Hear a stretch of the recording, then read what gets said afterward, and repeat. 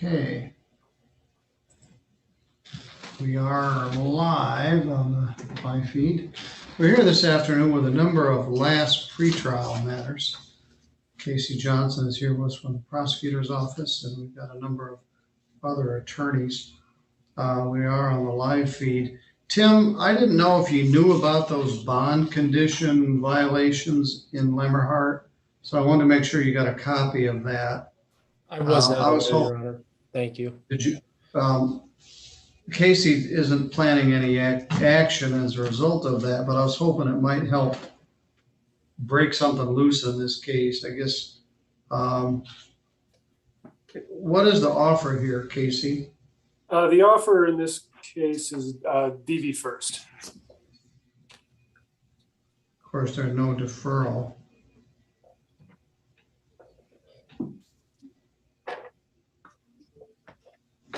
Prosecutor will not pursue bond violation.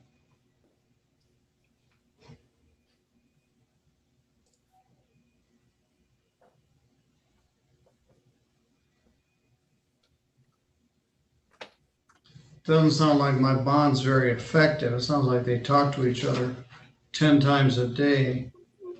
Yeah. I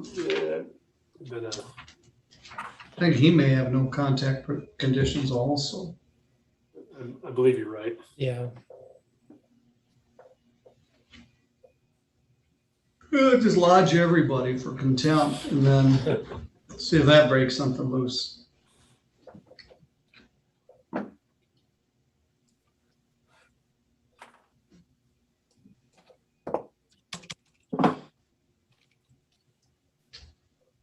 I just now got an email from the Supreme Court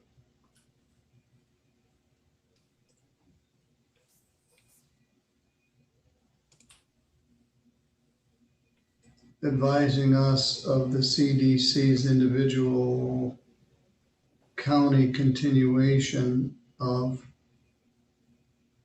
the COVID stay.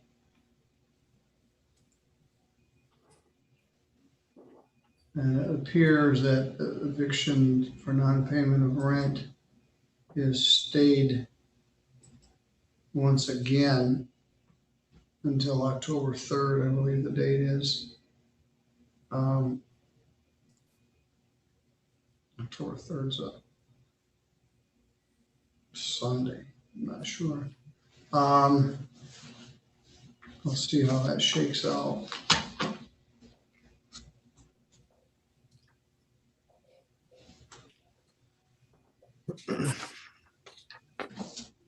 Laura did send the jury notices out today. Got jury cases scheduled through November 10th, depending on how our COVID numbers are doing, which are not real great. I encourage everybody, some of these cases, Casey, you might not have even looked at. They were from Alex or predated your appearance in the office. So I'm encouraging everybody to take a look at those cases, determine the current status, see what we can weed out and get ready to do some. Yeah. We've been in touch. I've been as recently as, I don't know, maybe it was early last month. I was in touch with Tab about these outstanding cases, and we've started the process of going through them and kind of trying to figure out which ones we can resolve. And, I suspect we'll be able to wrap some of these up before trials are necessary.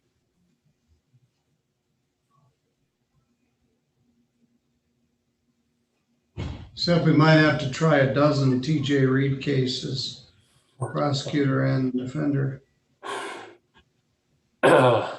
He wouldn't have it any other way. That's right.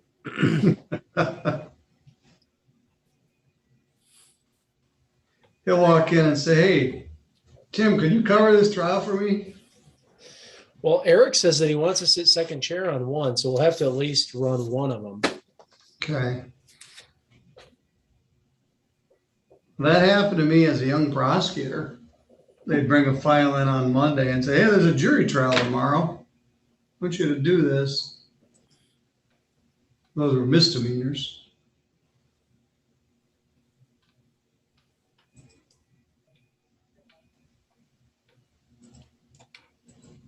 I haven't tried a case in quite a while.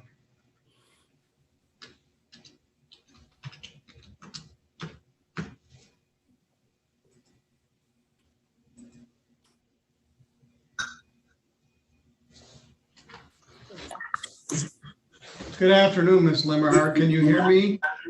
Hi, yes, I can. How are you? Good. Your lawyer, Tim George, is here with us. Prosecutor Casey Johnson is here. And you're Brandy Limmerhart. This is file 21942SM, alleges domestic violence, second offense. It's alleged that on or about May 4th that you assaulted your spouse, Nicholas Limmerhart. I would note earlier this week, I got a report from the Constantine Police Department that they hand delivered to the court. And there's a condition of your bond that you not have any contact with Nicholas and Nicholas not have any contact with you. It looks like everybody's been freely violating that condition. We're going to speak to that before we finish here. According to Mr. Johnson, the plea offer is plea to domestic violence first offense. Brandy, that's a misdemeanor punishable by up to 93 days in jail and a fine of up to $500. You're not eligible for a domestic violence deferral because this is a second offense. You would be eligible for a placement in the anger management women's program, but the prosecutor would dismiss the 1-year offense. Mr. George, have you had a chance to discuss that with your client? Well, Your Honor, this is the same offer that we've had the entire time. So at this point, and I think it's worth noting to the court that there is a divorce action that's kind of going on in the background of this. So at this point, we'd simply just like to keep this set for trial. We're going to continue. There's going to be obviously a decision that has to be made by the prosecutor's office regarding the incident back in Constantine. So we're just going to continue to speak with them and see if there's any other type of resolution of this matter. Ms. Limmerhart, it's a condition of your bond that you not have any contact with Nicholas. He's not supposed to have any contact with you. That's very difficult to do while you're sharing credit cards and insurance payments and a divorce. And kids. And kids. Yeah. So if he wants to lift the condition, he can ask, but I will advise you, if you continue to violate the condition, the prosecutor may ask for a hearing and a finding of contempt.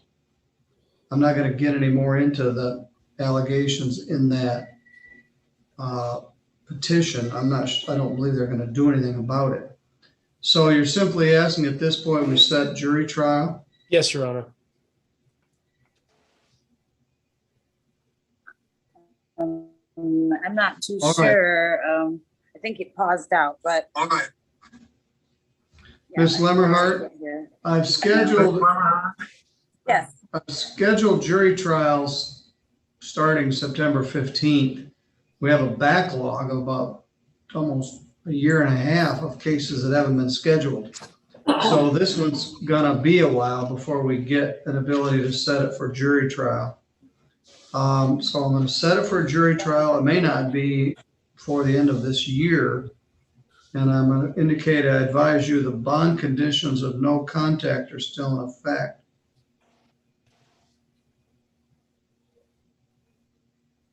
Okay. I mean, I understand. I just, as far as that goes, I just don't know how. If he wants to lift the conditions or you want to lift it, you can petition to have that done. But right now the conditions are still in effect. All right, you stay in contact with your attorney, Mr. George. He's all over this case. Your divorce is proceeding. Maybe that will help precipitate some resolution here. Do you have any questions? I do actually. I know we're not supposed to be around or each other, talk to each other or whatnot, but he's living in my home, our home, and I had to move with my kids out of it, and he's still got some of our belongings as far as my kids and like our beds. Is there any way I'm able to get any of those things, or do I have to wait? You know, it's been 4 months. Well, it's not you can send an agent to get these items. He doesn't have a no contact order with the kids. You could ask your mother or stepdad or somebody to go get it, but that's part of the property in the divorce. So I don't want to step on the divorce case. But if he'll voluntarily relinquish it, you can have an agent go get it. Okay, because that's what they said, that he's got the, you know, options to either let me do it or not. So that's kind of where he's been not letting me. So well, it sounds like he's got some leverage as a result of this case that affects you and your kids. All right, I would just suggest if you could get an intermediary to get it, that might serve it. All right, stay in contact with your lawyer. Thank you. Thank you.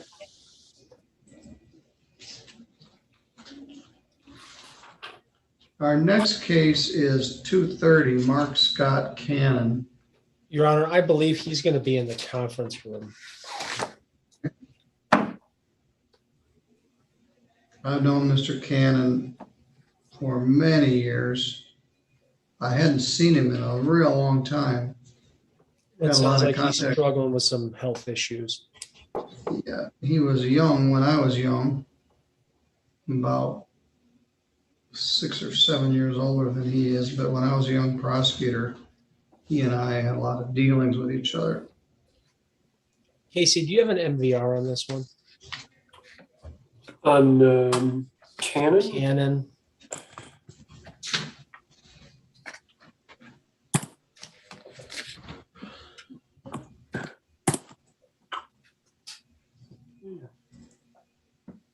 These new driving records are hard for me to read. Yeah, I think they changed them for the worse. They did, and they used to go from newest to oldest, and now they go from oldest to newest, and they're hard to discern. Now, maybe if I grew up with them, but I've been struggling. So is Jeanette, but I guess she and I are the same sort of dinosaurs.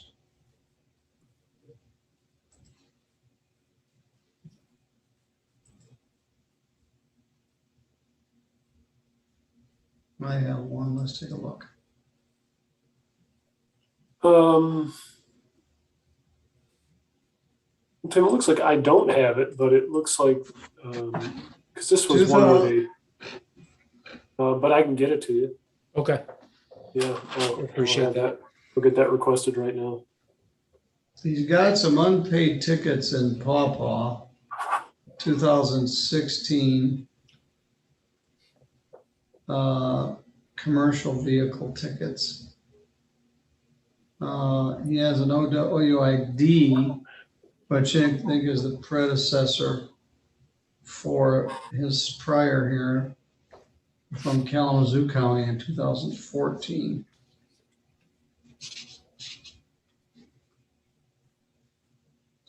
Is it 14 or 16, Your Honor? 2014, it looks like. Let's look. Hazardous action, wait a minute. Citation, no, conviction date was 1/21 of 16. 16, yeah. So yeah, the citation was 14.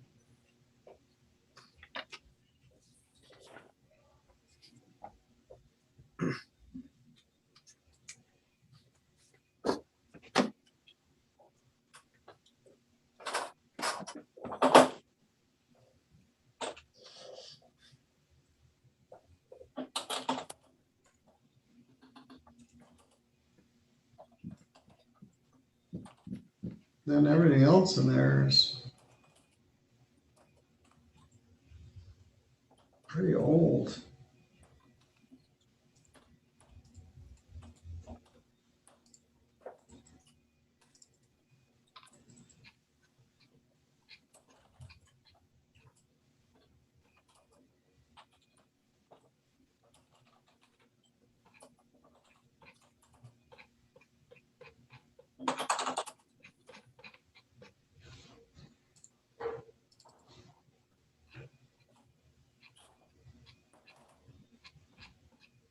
Tim, I put in that request. We should have it pretty Okay. shortly.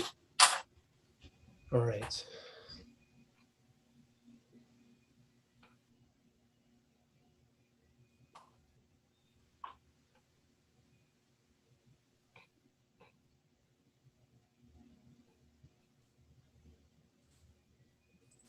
So, Your Honor, I don't know what would make the most sense here.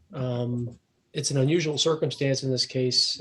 My client was on the side of the road, parked when this happened. Yes. So obviously we'd like to see that video before we make a decision on where to go next. I don't know if, All right, well, he's here now.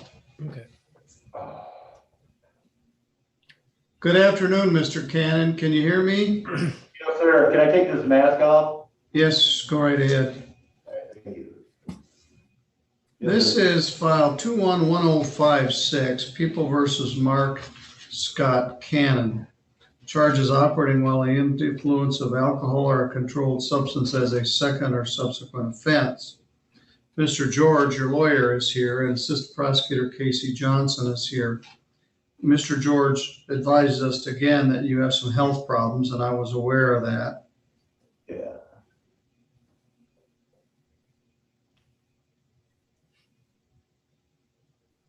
This incident allegedly occurred in April of 2021. Mr. George was just inquiring as to the availability of a video. What do you know about that, Mr. Johnson? Your Honor, like I told Mr. George, we don't have it. I did just request that. I'm not sure why it wasn't requested. I think we've been talking about sobriety court. I don't think it was anticipated we get this far, in my best guess. But Sheriff's Department does have video, and so Mr. George should have it by the end of the week. Mark, where are you staying? I still have the same address. I'm just struggling to get back and forth. Well, you live over in Gobles still? Yeah, that's still my same address. All right. Well, in the virtual world, we could have saved you a drive all the way over here. The fact that you came over shows me that you're taking this matter seriously. And I regret the fact that it's August and this incident happened in April and nobody asked for the video of the night of the arrest. Is there an offer here? Yes, Your Honor. The offer here is OWI first with the sobriety court.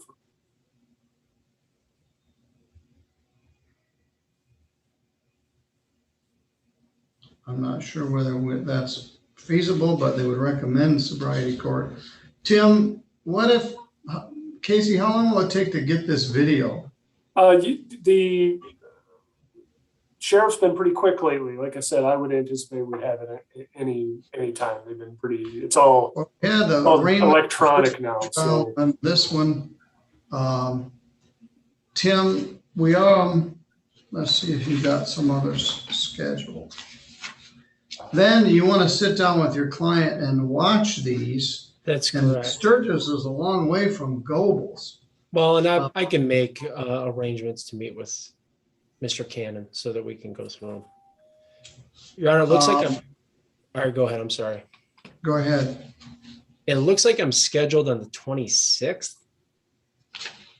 The 26th isn't a date. That might be with Judge Oh, Patterson. okay. September 23rd. Oh, wait a minute. The 26th is here with me. Let's take a look.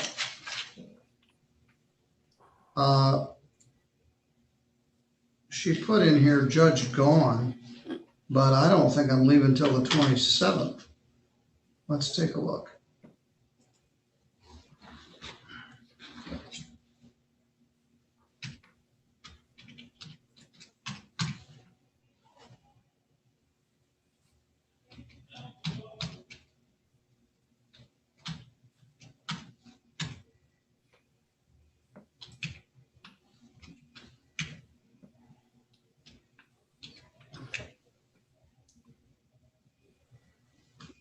I don't think there's anything set for the 26th.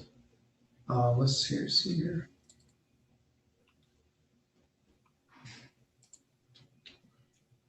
And I'm set for 1 o'clock in front of Judge Pattison, and then I don't have anything until 2:15. So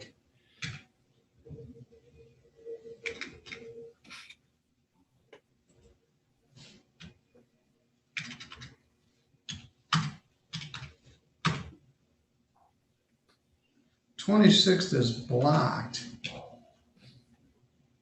Oh, yes, I am gone that day. I have to fly to Utah for a wedding. So that won't work. How about September 16th?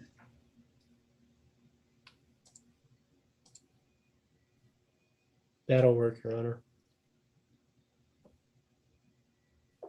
Now that we're doing jury trials again, it affects everybody's availability from both courts.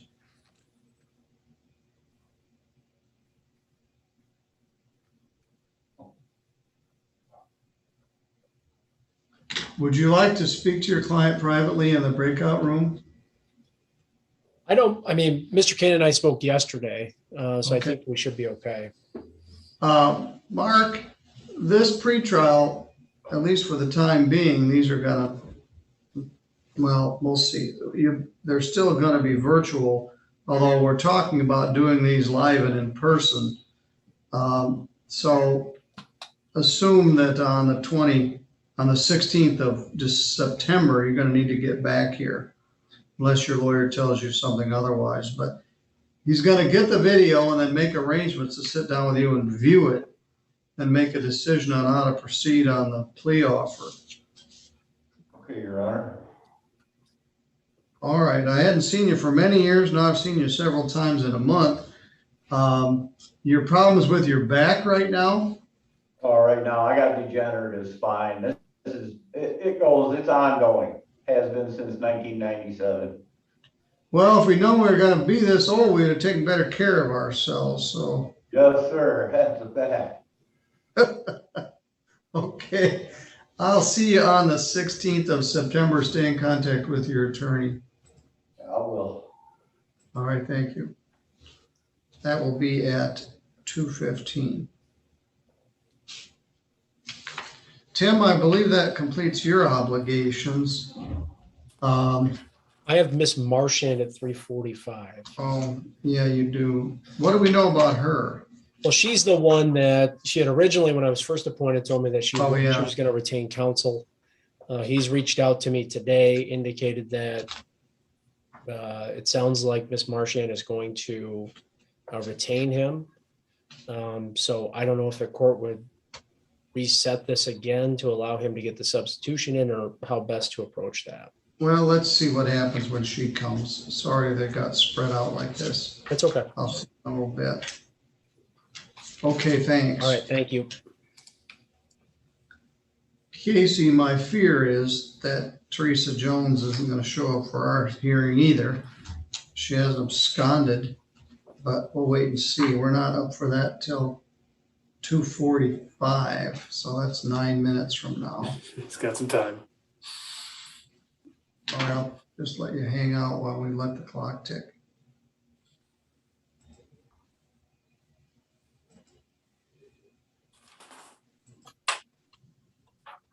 Is that the next one we have, Judge? Yeah, Teresa Jones, 2:45. Merlin Solomon, 3:15. Jake Root, 3:30. Angela Marchand, 3:45. And then you did that Nolly Cross on Pendleton. Teresa, yeah, and so Teresa Jones isn't mine. Oh, yeah, So, that's, yeah, That's a you're special- not up again till 3:15. Till 3:15. Okay, well then if So you go take care of some other work. yeah, if it's all right, I'll step away and log back in. All right, I'll see you back. Thanks. Thank you.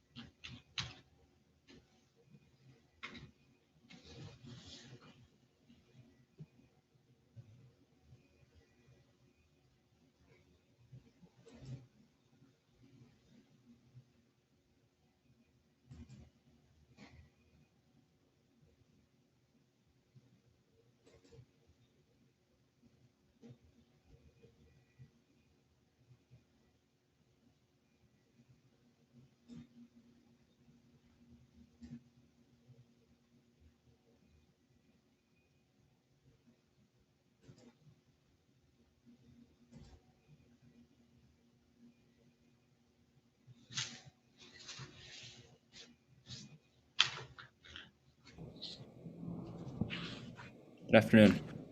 Hi, Luke.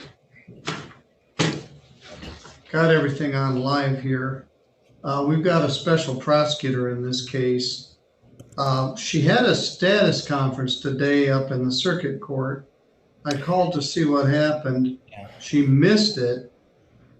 Then she called then she called Paul and see what happened. And he called the court, find out how to proceed. And I don't know if what they've done in that. But as you know, there's a special prosecutor, so probably a big pain in the neck. Yeah. And she has a new case. I think it's set for an attorney pretrial on the 16th. And I was appointed on that case too. So still hoping for some sort of global resolution. But I did speak to her. I guess I'm a little early here. Well, it's set for 2:45. It's 2:43, so you're not too far off. Nice. Your friend Tim says you look like David Carradine. I don't know who that is, but I was going to Google it. You dated yourself? He did have some strange. He played Kwai Chang Caine in the old television series Kung Fu. Okay, I'm looking at the pictures now. Okay. He also played Bill in Kill Bill, Volume 1 and 2. He comes from an acting family. Okay. He died in a rather ignominious fashion. Seemed like he was married to actress Barbara Hershey 40 years ago.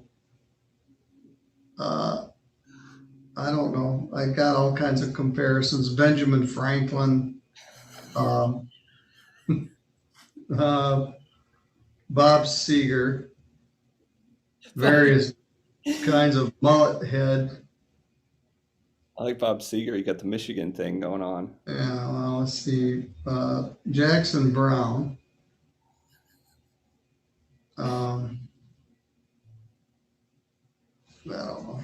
I don't know what your plan is, Judge. Right? I don't know what you're going to do. I don't I was thinking a raffle, right? And for somebody offered if I sell it to the Hair Club for Men or one of these charity things, maybe I'll raffle it. I don't have a good plan, I guess. Well, you've got time. It was Charity good too. I like it. So you don't need to feel any pressure to Here's Michael's Galaxy, and that might be the prosecutor. Should be Teresa.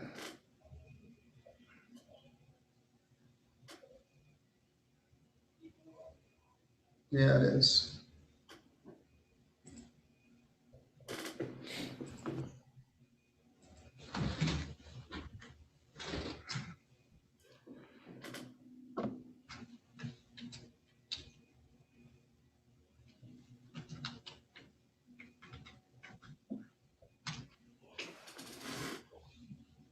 Good afternoon, Ms. Jones. We're waiting for the prosecutor. Your lawyer, Luke, is here with us. Let me look at something here.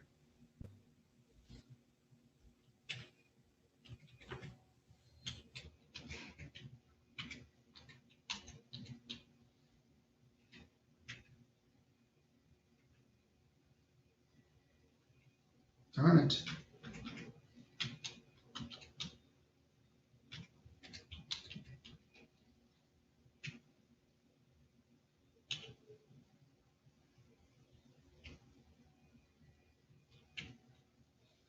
That's 201678. SM is the one that's set for attorney pretrial. Wait a minute, that's not it. 211303.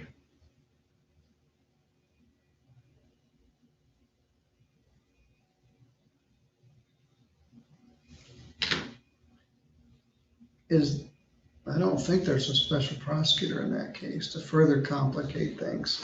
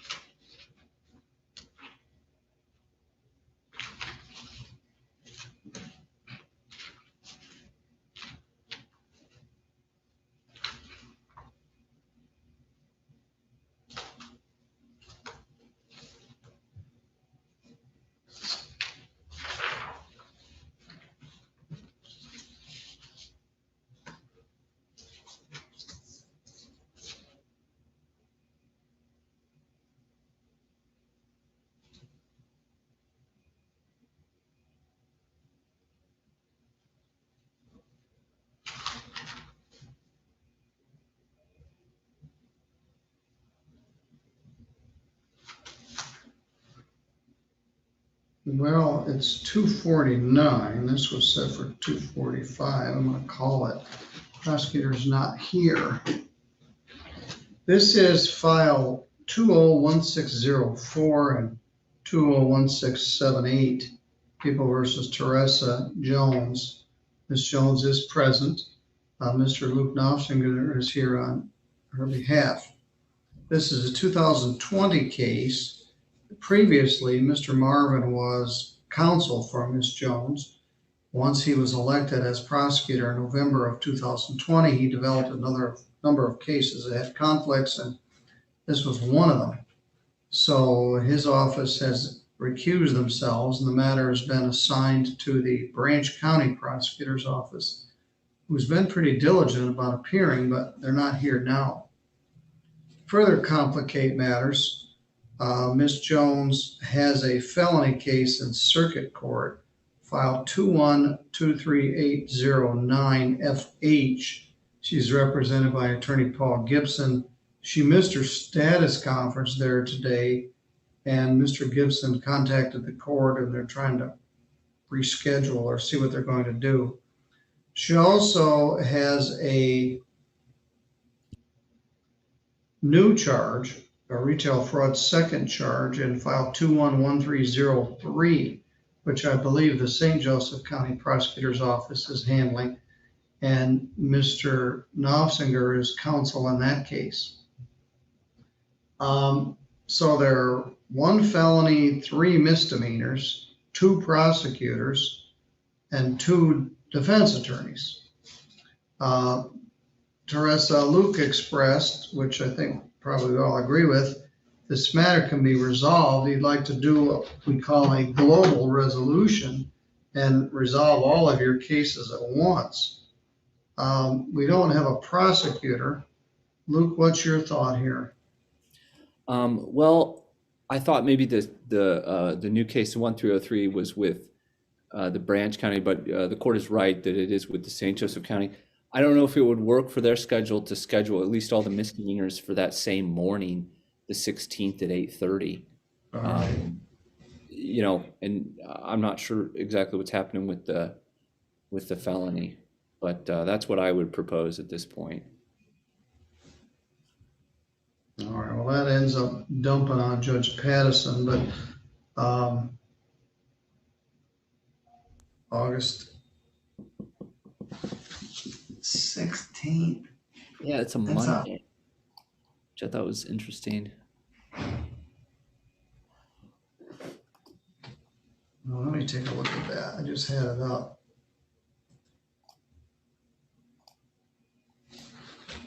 Yeah, that's an odd time.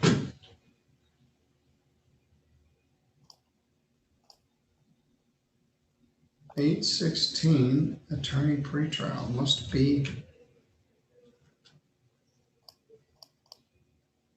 It's supposed to be 8:06. Let me see. No. 8:06. It was supposed to be for 8:06, not 8:16. And somebody transposed some numbers. Oh, yeah. The in the case, I guess the Register of Actions, August 6th, the remote hearing notice for August 6th, but the Zoom attorney pretrial for August 16. And it does look like it was, the notice is with you, Your Honor. Yes. And are you the attorney in the new case? Yeah. Well, the problem is we won't get the Branch County prosecutor by tomorrow morning. They aren't even here now. Fooey. Teresa, are you aware that you have a pretrial conference tomorrow, Teresa? Your mic's on mute. Well, let me see. No, Your Honor. To my knowledge, I wasn't, but I am now, and I will be there. Well, let me look at it. Okay. If you're confused, there's a reason you ought to be. I'm very confused. It's not on my docket because they're pretrials. Oh boy, let me get in a different screen here. Okay. You can take your time, Your Honor. I'm not in any rush. All right, thank you. You're Appreciate welcome. your indulgence.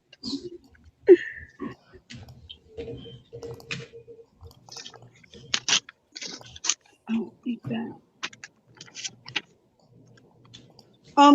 Do I have the option to ask a question? Can I? Yes, certainly, but just a minute. Okay.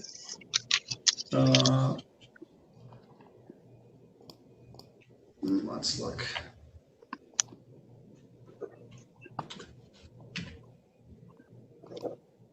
Oh boy. What do you think would be easiest to read? It's set for Monday, August 16th at 8:30. That's a mistake. It was supposed to be set for the 6th. It's in a weird spot. So Teresa, Yes, no sir. wonder you know you had a pretrial tomorrow. You didn't get notice for one.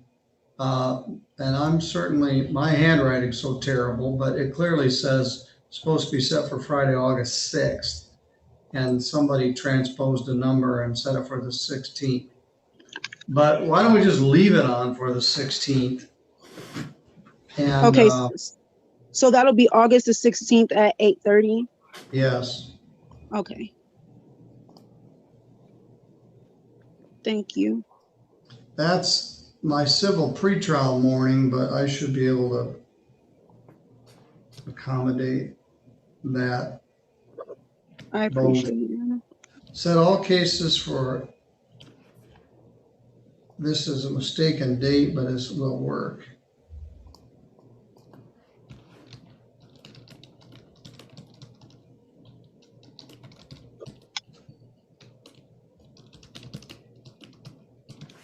We're going to renotice the Branch County prosecutor. Okay.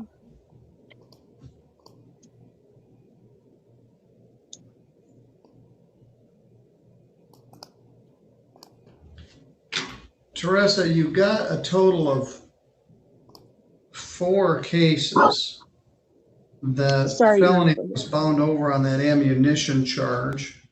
Larceny less than 200, less than 1,000, but more than 200, and assault and battery in file 201604. Squatting and malicious destruction of building in 201678. Then the new charge of retail fraud in file 211303.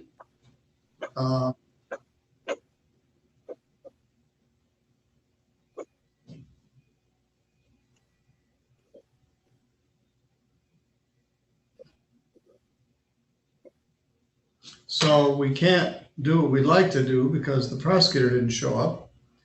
We'll renotice it for when your other case. So this will have Mr. Gibson, your other lawyer, Mm-hmm. the Branch County prosecutor, the St. Joe County prosecutor, and your lawyer on these cases, Mr. Nossinger. So we'll try to get everybody in the same place at the same time and see if we can resolve it. And this is August 16th, right? Yes, August 16th. Okay. I got it. I'll be there. All right, thank you, Ms. Jones. Thank you, Your Honor. Thank you for your time and have a blessed day, you guys. Thank you. Yeah, Vanessa. Nice to see you. Bye. I'll talk to you, Luke. Give me a call. Okay, all right, Okay. bye. All right, well, we kicked that one down the road a little bit, but I guess that mistaken date, we can make that work. If it was on the 16th, it would be in the middle of a whole bunch of other stuff. Now it's off by itself on an odd time, but we'll have an hour or so if we need it. Does that finish your cases, Luke? I have Jack Ruth, and it looks like he had a circuit court file, and felony file is still in. Yeah, he's got you and he's got Melissa. And here is Melissa. He failed to appear for the PEC and is pending bench warrant.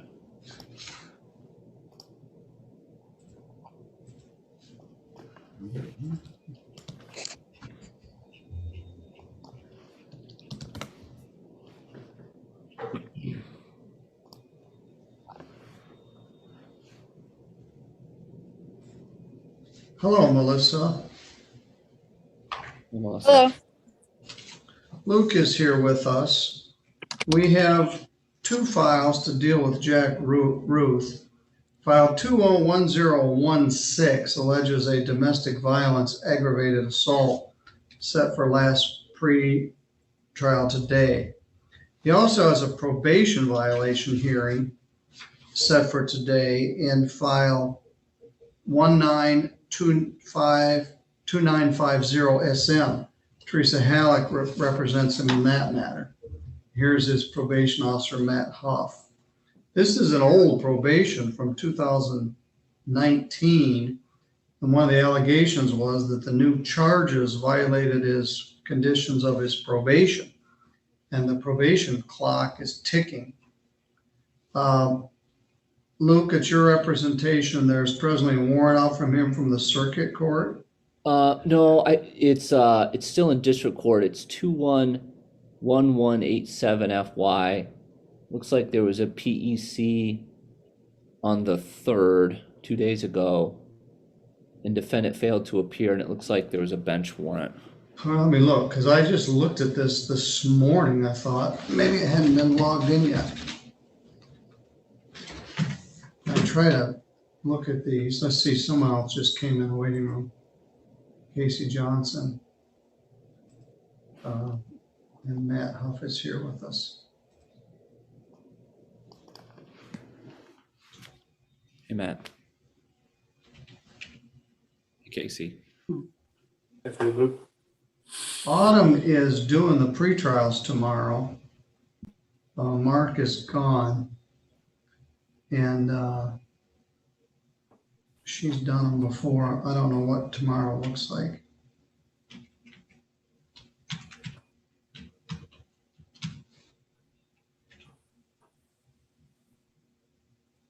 Yeah, it's a PV hearing set in 1929504. He's charged with joyriding, unlawful use of an automobile.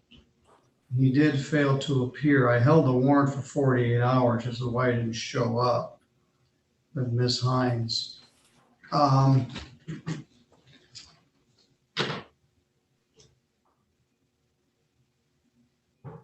He had a surety bond, and I did immediate notice of forfeiture of the surety, hoping maybe that would get somebody out actively looking for him. But we can't proceed with either case, Melissa's probation violation or the domestic violence 20 case. This case is full of failure to appear and not date, wrong date, and I'm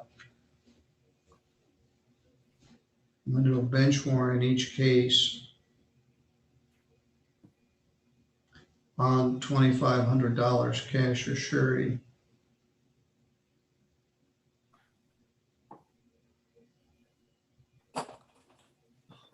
Melissa, have you had any contact with him? No, Your Honor, we attempted several different means of communication. Trina checked the jail routinely and did that again this morning, and nothing.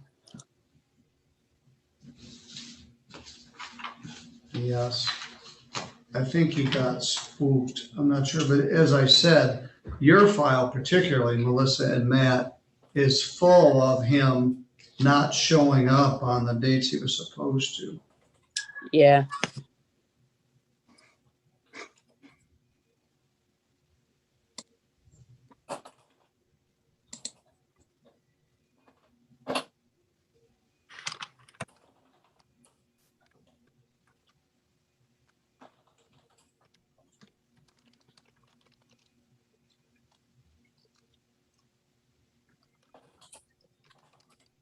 There's also a warrant out in file 201016 and 211187FY. Matt, eventually we'll get to this. When did you last have contact with him? The last time that we had a probation violation arraignment, when he was picked up in custody on the 211187. Yeah, and I let him out, and I guess can't be right all the time. Set a fairly high bond, and he posted it with a bonding company, and I've done a notice to forfeit that bond. So I think he's going to Indiana. Yeah, I think so too. I think we looked to see if he was in custody there. We couldn't find him. Right.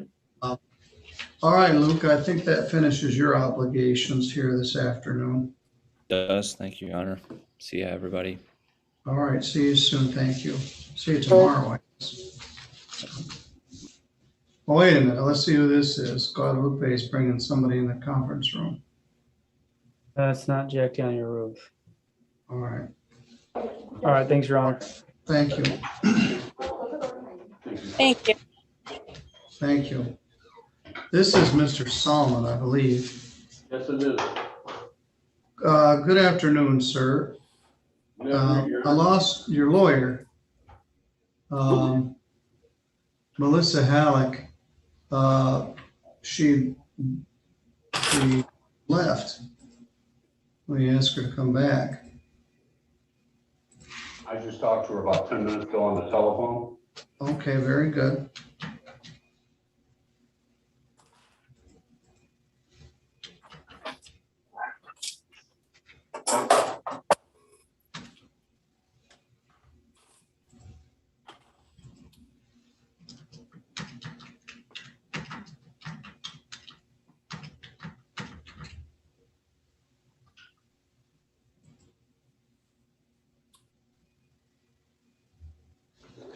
No, Pendleton's not set for a little bit. All right, Mr. Solomon, as soon as we get your lawyer back, thank you for taking this seriously enough to come over to the courthouse. We are close to doing things live again, some things. And one of the things we've talked about doing live are these last pre-trials. Here's Melissa back. Hi, Melissa. Hi, Melissa. Guess I should have looked who the judge was on my last pre-trials before I stepped out. You clicked, just as he walked in, you clicked out, so he was a little early, and that's fine. No need to wait. This is file 211061 SM. It's entitled People versus Merlin Salmon, charged with domestic violence, second offense. It's alleged that on or about May 21st, he assaulted Jacqueline Hartman, his girlfriend, for lack of a better term. Mr. Casey Johnson is here on behalf of the prosecutor's office doing yeoman service here this afternoon. Mr. Solomon is here at the courthouse in the conference room and indicated he has been in recent discussion with his attorney. Melissa, let me defer to you. What's the status here? Mr. Solomon would be pleading guilty to one count of disturbing the peace with restitution. I can't find the amount. I can't find the email Casey sent me, but we've discussed the restitution. He said he's willing to pay that. It's $90. That's what I thought. That's not a problem. All right, Mr. Solomon. Yes, sir. Let's talk about this. You and I have met a time or two over the years. Yes, I we may have. have told you this stuff before, but let me tell you what's going on here. You're charged with domestic violence, second offense. That's a misdemeanor. It's punishable by up to a year in jail and a fine of up to $2,000. Prosecutors agreed to dismiss that charge for a charge known as disturbing the peace. It's quite a reduction in charge. Disturbing the peace is an old-fashioned simple misdemeanor, punishable by up to 90 days in jail and a fine of up to $500. They're also requesting that I order restitution in the amount of $90. If you plead to that charge, you would be giving up your right to have a trial in front of a judge or jury. There would be no trial. Do you understand that? Yes, I do. If there was a trial, you'd have the right to be represented by an attorney. Ms. Halleck is here to represent you. You could also hire an attorney of your own choosing if you wished. If you had a trial, you'd have a right to have any of the witnesses for or against you subpoenaed to come to court so they could be questioned under oath. You would have the right to take the witness stand yourself and testify under oath, but you don't have to because you have a right not to testify, and if you did not wish to testify, the judge or jury could not hold your silence against you, and you have the right to be presumed innocent if and until the state was able to prove your guilt beyond a reasonable doubt. Do you understand all that? Yes, I do. Mr. Johnson, you confirm the plea agreement? That is accurate, Your Honor. Yes. All right, well, let me click into this one.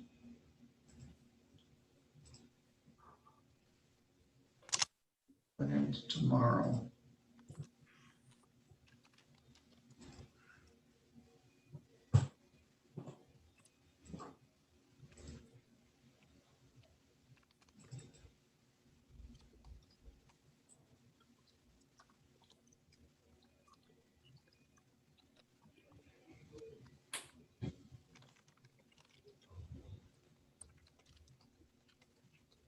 On the humorous site, can I type to? Everyone else's. What's that? They got a keyboard laying here. Everyone else is typing. I thought maybe. Yeah, well, no, you don't type anything. We'll get all sideways here. All right, I was looking at the victim impact statement here.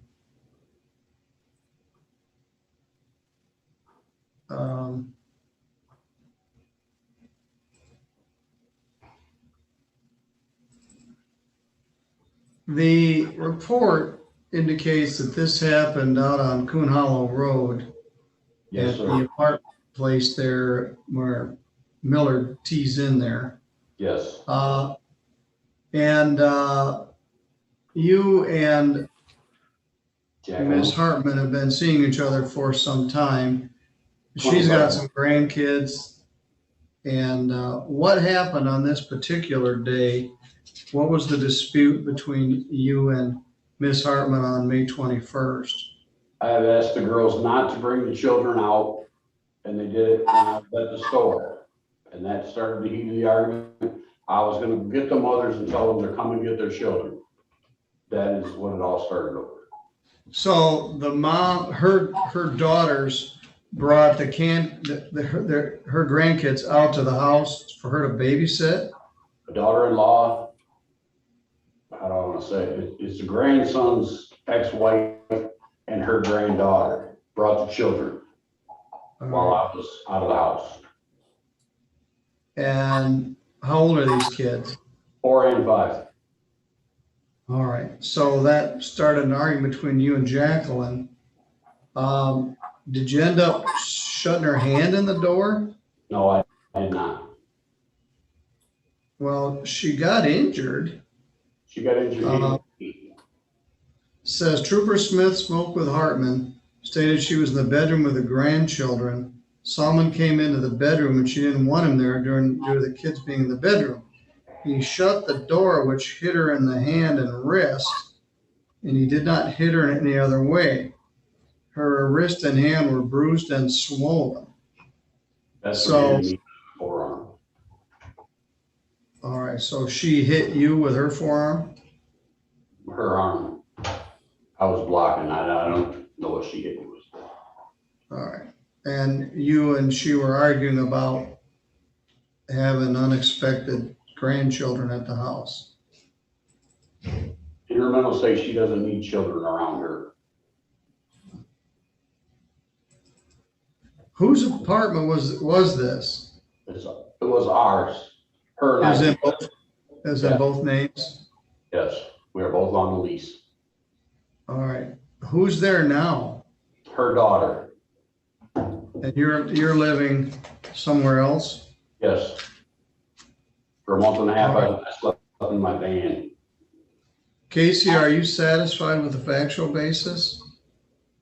I mean, I think what was said qualifies as a disturbance. So, All right. yes. Mr. Salmon, are you on Hamilton Drive now? No, I am not. Well, Melissa, you got his address? Actually, I should have it. I have to look it up. Give me a second. Right, It might he told me before he was in his car for a while, but you got a residence now? It's 3 blocks from here. Okay, so you're living in Centerville? Yes, sir.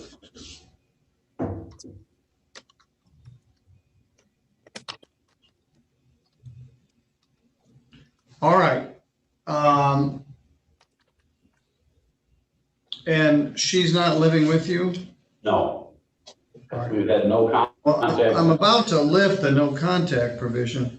Casey, is there any reason I can't just do the sentence today, or do you think I should get further victim input? No, Your Honor, our office has been in touch with the victim.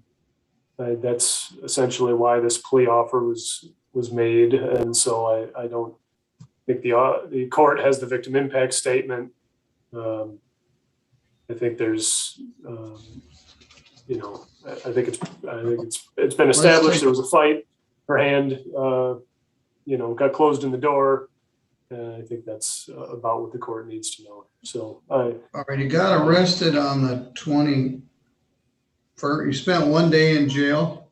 Overnight, yeah. All right, I'm gonna order a $75 crime victims' rights fee, $50 state minimum fee, $150 attorney fee, and $90 restitution. I think it goes to Jacqueline Hartman. I'm not sure if it doesn't go to the hospital, but it would. I believe that was her deductible. all right.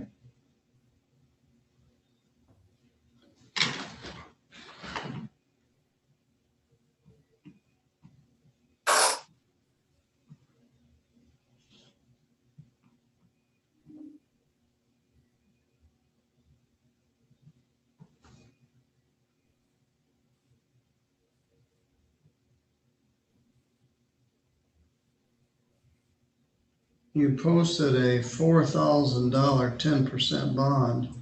You put up $400, Yes, sir. and the court keeps 10% of a 10% bond. I'm looking for the bond. the file would indicate there's a bond. I can't see it here in the on-base file.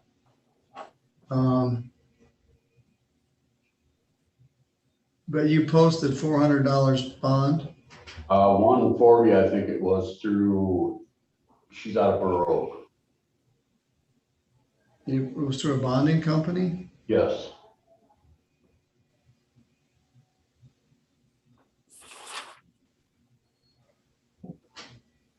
Well, I'm looking, I can't, darn it.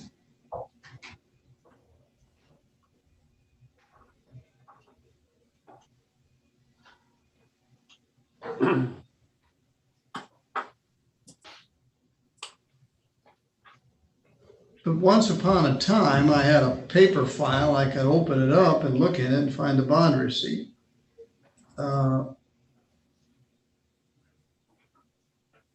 My file seems to indicate I should have some cash in here. Roughly 130. But I don't. Darn it. That's not it.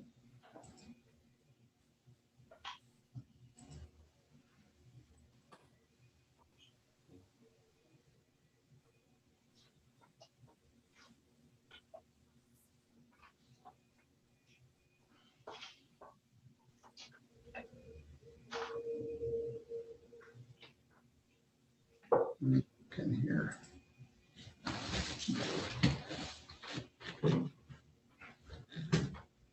Mr. Solomon, are you retired? I draw a Social Security disability. I had a severe stroke in 2010 from a brain stem hemorrhage.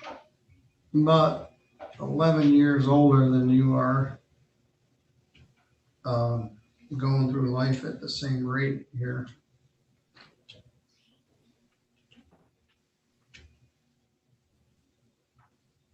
Bond set, 4,010%. Bond posted, 522. I can't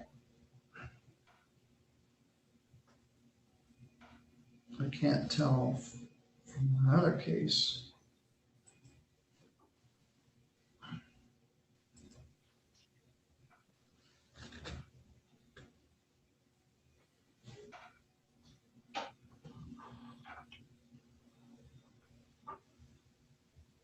I have a bond sheet here, but there's no money value on it. All right, who's your bonding agent? I can't think of her name. She's out of Borough. Rachel? Yes. Okay, then apparently I don't have any bond. She writes a lot of bonds here. Okay, the fine is $365. I'm not doing any fine. It's the crime victims' rights fee, state minimum fee, attorney fee, and restitution. How to make that due on a payment plan at $50 per month, starting September 1st. Can I pay 200 of it today? Yeah, sure. I'll have to go to my car and get my wallet. I have it on a debit card. Very good. All right, that resolves this. Go out, get your wallet, come in. The clerks will take your payment just like we used to do in the real world. That brings closure to this matter, Mr. Solomon. The no contact provision is lifted. You're no longer on bond. You're free to talk to each other, but I want you guys to get into further ruckus or disagreement, but that's up to you. There's nothing prohibiting you from having contact. All right, you're free to go. Thank you so much. Thank you, Melissa. Thank you. You're welcome. Thank you. I'll be back in the clerk's office in a minute. All right, thank you. Our next case is 330 Jake Root. Or Root. They say Root. File 211100. and 211113, charging driving suspended first offense and no insurance. And that's set for a few minutes from now. Casey, what's the offer on this one? The offer here is driving suspended, dismissed the no insurance.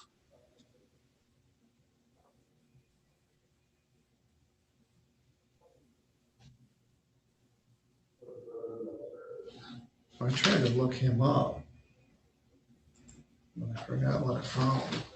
I sure had a runaround on the bond on that Solomon case, but he seemed to know what he was talking about.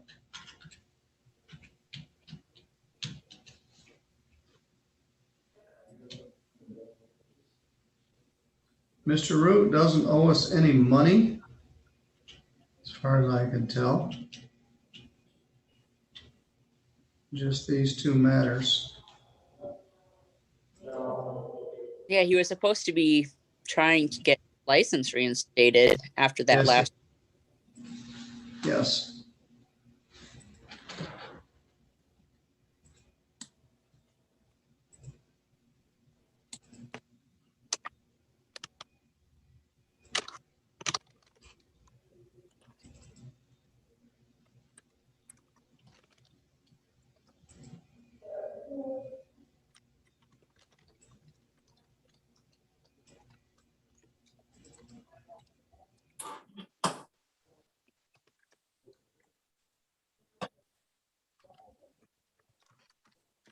Oops.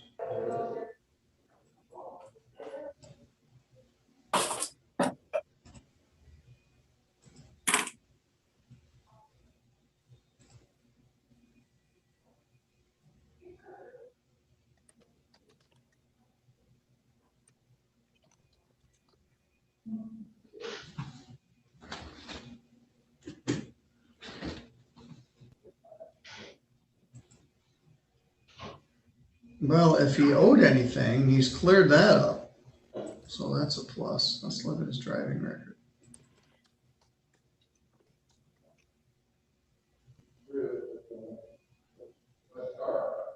Suspended. 5/5/21. No proof of insurance. Disobeyed traffic.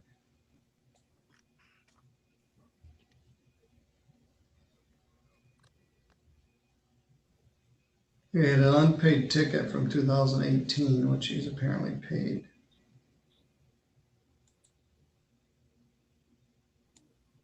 And he had one from 2019 that appears to be paid.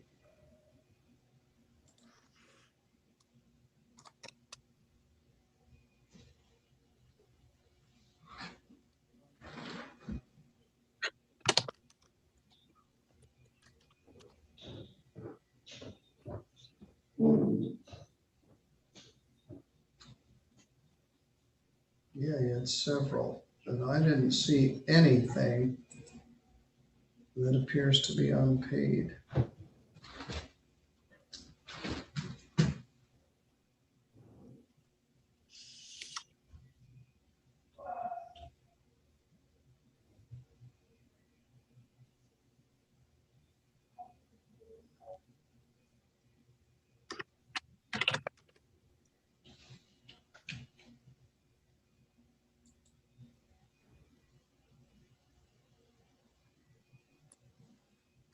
That's not it.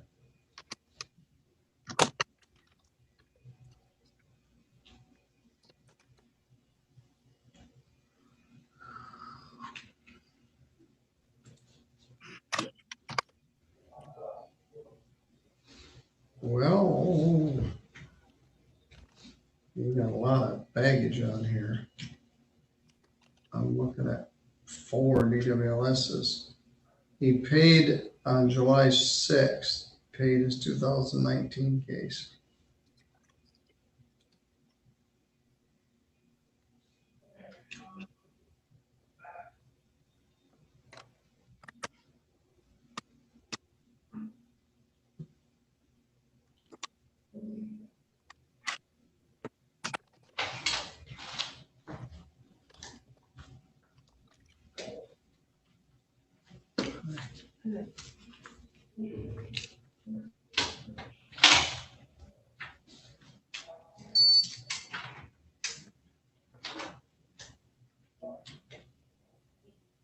Tends to drive around with no insurance.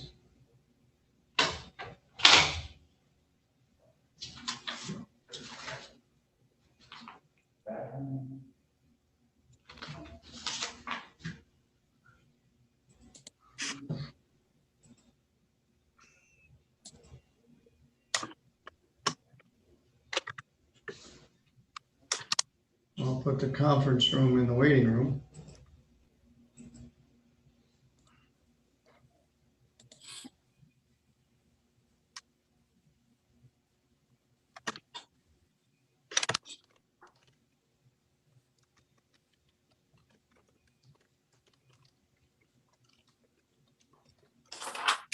He's set for 3:30. And Miss Marchand is Tim's. I'm gonna go ahead and sign that nollie pros on Dylan Pendleton. We'll take care of that while we're here. File 211021. Mr. Pendleton's in jail. He's been in jail for 73 days. This charges no insurance under the insurance code. I think it just got set here on the last pretrial docket pending disposition of his felony case. And he entered a plea in several felony cases earlier today. And Mr. Johnson's filed an order of nollie pros, which I will sign. There's also a nollie pros in Justin Folk, which I think is a pre-run for Tuesday.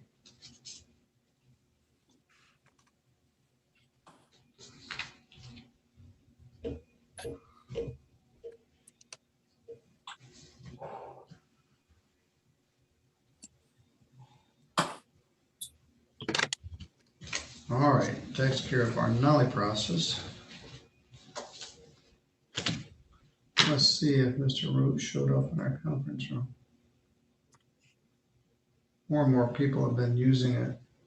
That poor guy came all the way over here from Goebels.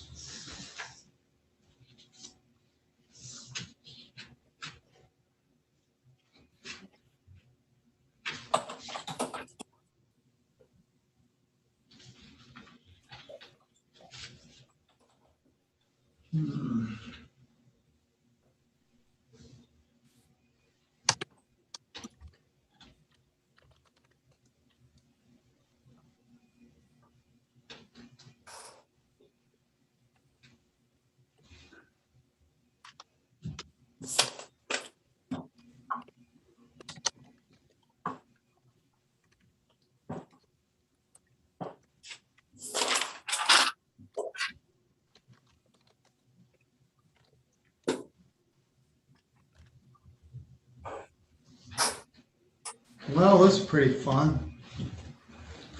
We're on the home stretch here, Casey. We got one more to do. Yep. Melissa, have you talked to Mr. Root recently? I've been trying to get hold of him the past few days without any luck. Well, let me give it a shot. I got 2 tin cans and a piece of string. Let's try this.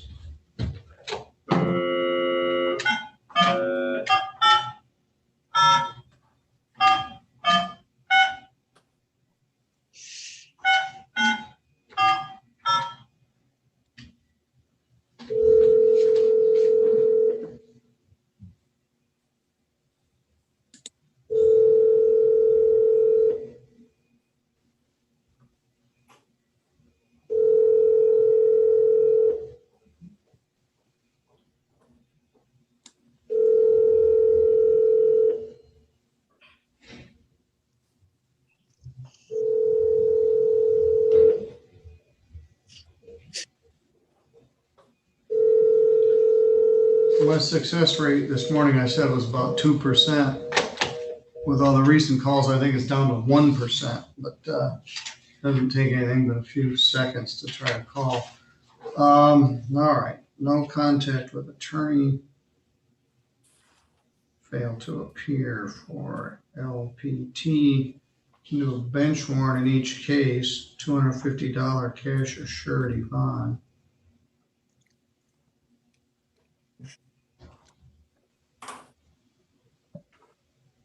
Hold 48 hours.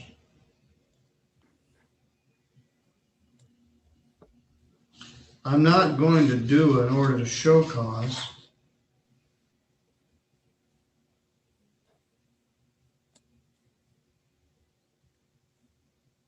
We had a pretrial and we had an attorney pretrial. Well, he paid $1,700 on July 2nd to get a bunch of old tickets paid off. And now he doesn't show up. But if you can get a hold of him, Melissa will. He has several prior DWLSs also.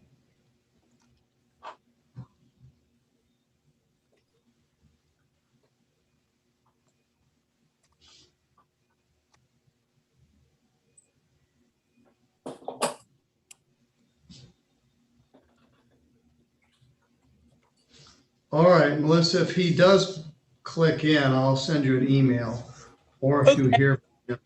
But there's a 48-hour hold on the warrant, Okay. which will essentially mean Monday. Right. All right, thank you. Okay. Sounds good. Thank you. Have a good I think weekend. it's Borough Heritage Days this weekend or something. Drive over there and see if you can find him. I've been sick, so I'm not going anywhere. All right, I'll stay home then. You don't get off days, so hopefully you'll recover soon. All right, you're good to go. Thank you. You too. Bye. All right, here's Mr. Tim George returning for our last case of the day.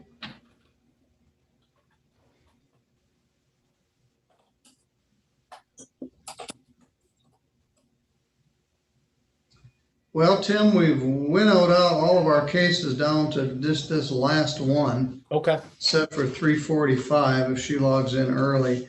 We had some discussion a little bit ago regarding the status here, but I can't remember what it was.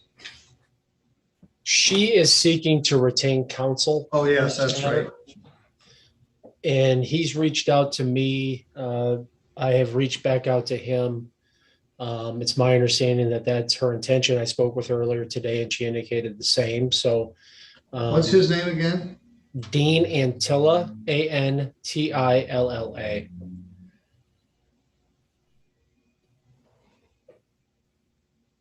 I should ring a bell, but it does not.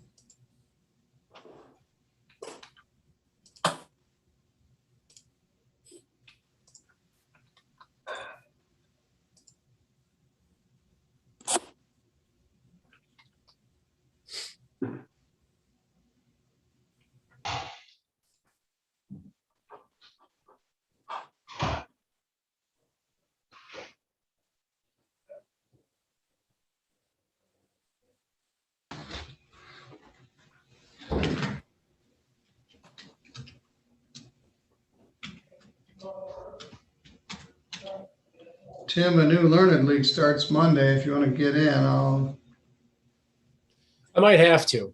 I mean, I'd probably be setting myself up for embarrassment, but give me something else to do. as if you don't have enough. I know, right?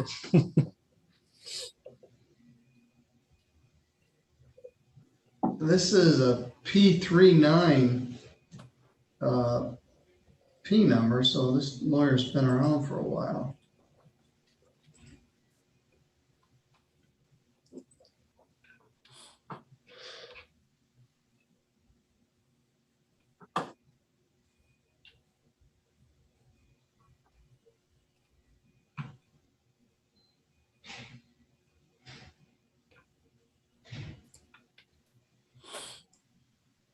a little while anyway. I think they're up in the 600s or so now, maybe higher. 800s? I think they're into the eights. Are you an Yeah. eight, Casey? I am, yeah, 80098, so I'm just in the eights. Yeah, the 8s.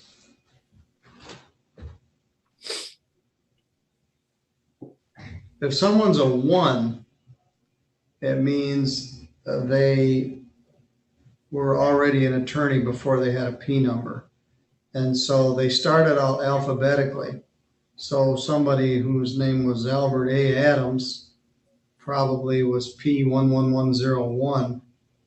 And there aren't a lot of 1s left because this was more than 50 years ago. They started with P numbers. And Is Howard a one? Howard is a 1, I believe. Pat O'Malley must be a 1 also.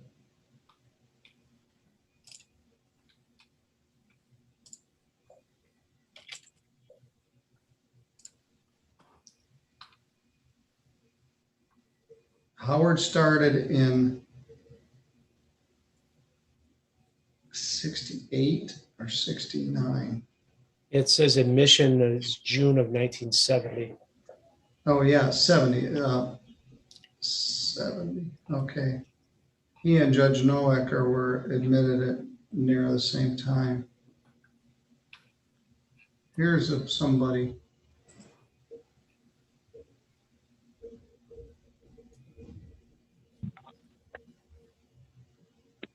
Good afternoon. Who am I speaking with? Angela Carey Marchand.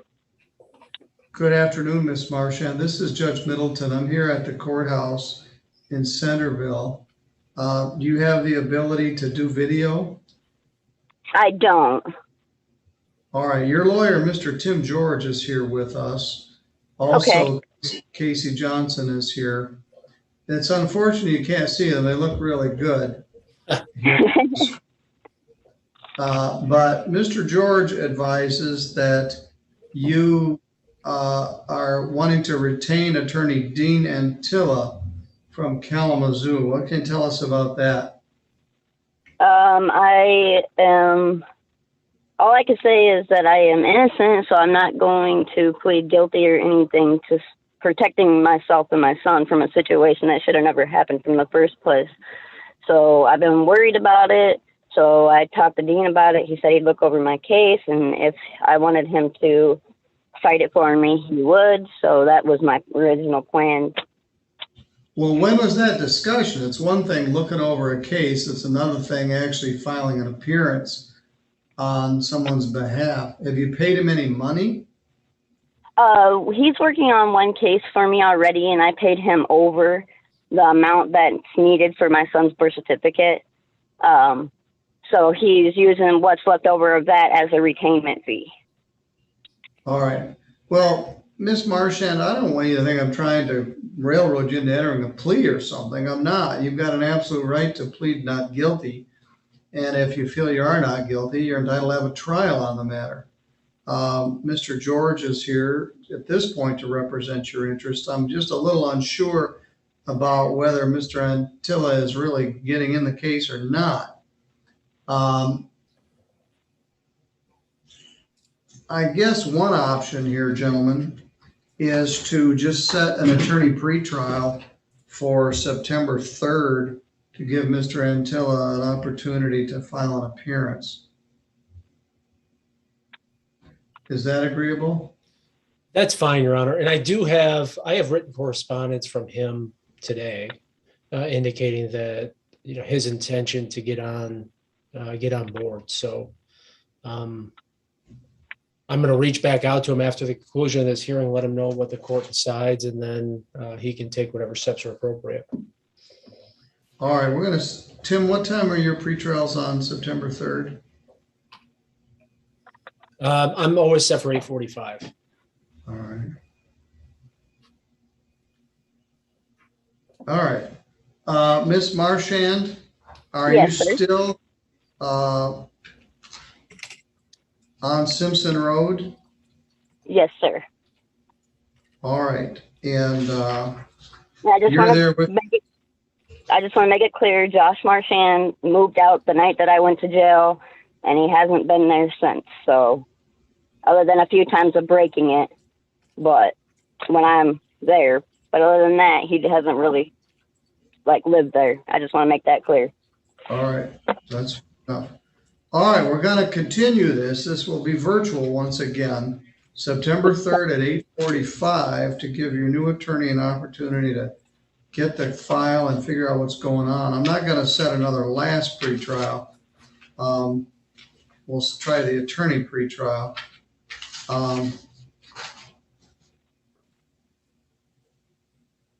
Okay. Yeah, this looks like mutual combat. Did Josh Marchand also get charged? No, they didn't even take him to jail. I called the cops because All he right. got into a Stop. I was asking the prosecutor, not you, but thank you. You're All right. right. He did not. That Okay. She is correct. All right, Ms. Marchand, encourage your lawyer, Mr. Antilla, to file a appearance, and then Mr. Johnson can talk to him, and then Mr. George will be out of it, and we can continue to pursue any and all defenses that you might have. Do you have any questions? I was just all confused because the way the jail put it when I got out of jail, when they explained all the paperwork to me, was that I was looking at, years in jail for it. And that's what stressed me out. That's why I hired Dean, pretty much. And I was like, this is the first time I've ever been in trouble. So that's why I hired him. The maximum punishment here is 93 days in jail and up to $500. No one really ever goes to jail for 93 days for a first offense domestic assault. We've also got other options available, such as a deferral program with treatment and probation. Mr. George is a very capable lawyer. I think you would have liked him if you'd gotten to know him a little bit. Right. I've dealt with Antilla for a while now, so it was just a trust with him. I don't know who told you you're going to jail for years. It isn't going to happen, but I don't know much of the facts here, so I'll find more. But so don't lay awake at night thinking about women in prison movies. Just work on your defense and stay in contact with your lawyer. Even if there is a conviction, there are some other options like the Women's Anger Management Program and probation and that sort of thing. So there's a lot I don't know, but you're not looking at a lengthy jail term. All right, until Mr. Antilla files an appearance, Mr. George is still counsel of record. The next hearing is September 3rd at 8:45. And I have forwarded that information to him, Your Honor. All right, thank you. Yep. All right, thank you, Ms. Marchand. You're I don't know what people hear, what they want to hear. Maybe some inmate told her that, or I don't know. Okay, anything else we need to take care of before we sign off? I don't believe so. Thank you.